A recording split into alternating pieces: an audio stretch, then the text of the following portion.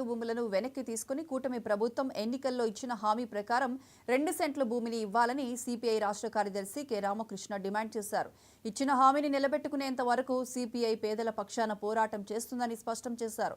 Visakhapatnam, Madhurawada, Bombay colony పార్కులో ఇల్లు లేని నిరుపేదలకు సొంత గూటి కోసం దరఖాస్తులు నింపే కార్యక్రమాన్ని సిపిఐ నిర్వహించింది. సిపిఐ నిర్వహించిన కార్యక్రమానికి స్థానికుల నుంచి విశేష స్పందన లభించడంతో పాటు పేదలు పెద్ద ఎత్తున దరఖాస్తులను అందజేశారు. ఈ సందర్భంగా రామకృష్ణ మాట్లాడుతూ కాంగ్రెస్ కూటమి ప్రభుత్వం ఇచ్చిన మాట ప్రకారం పట్టణాల్లో 2 సెంట్లు, పల్లెల్లో 3 సెంట్లు ఇవ్వాలని డిమాండ్ చేశారు.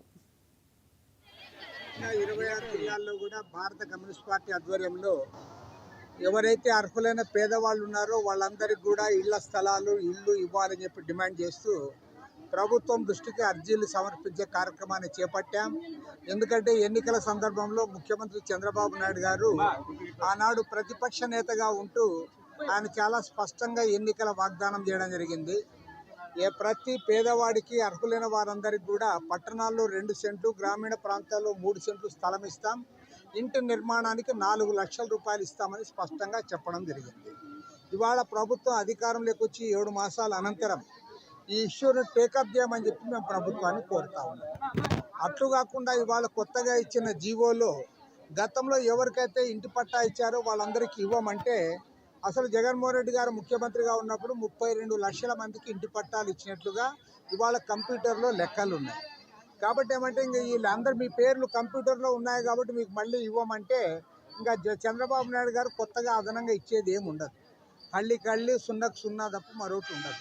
కాబట్టి మేము ప్రభుత్వాన్ని కోరుతా ఉన్నాం, 1 సెంటు పట్టాలంతా కూడా రద్దు చేయాలి, అందరికి కూడా పట్టణాల్లో 2 సెంట్లు ఇవ్వాలి, గ్రామీణ ప్రాంతాల్లో 3 సెంట్లు ఇవ్వాలి, ఇంటి నిర్మాణానికి 5 లక్షల రూపాయలు ఇవ్వాలని చెప్పి కూడా కోరుతా ఉన్నాం.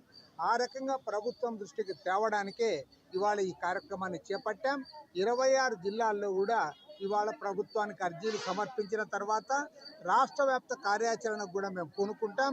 అవసరమైతే చలో అసెంబ్లీ కార్యక్రమానికి కూడా శ్రీకారం చుడతామని ప్రభుత్వం పైన ఒత్తిడి పెంచి పేదలకు ఇవాళ ఇళ్ల స్థలాలు, ఇల్లు సాధించేంత వరకు కూడా మా పోరాటంగా 26 జిల్లాల్లో కూడా భారత కమ్యూనిస్ట్ పార్టీ ఆధ్వర్యంలో ఎవరైతే అర్హులైన పేదవాళ్ళు ఉన్నారో వాళ్ళందరికీ కూడా ఇళ్ల స్థలాలు, ఇల్లు ఇవ్వాలని చెప్పి డిమాండ్ చేస్తూ ప్రభుత్వం దృష్టికి అర్జీలు సమర్పించే కార్యక్రమాన్ని.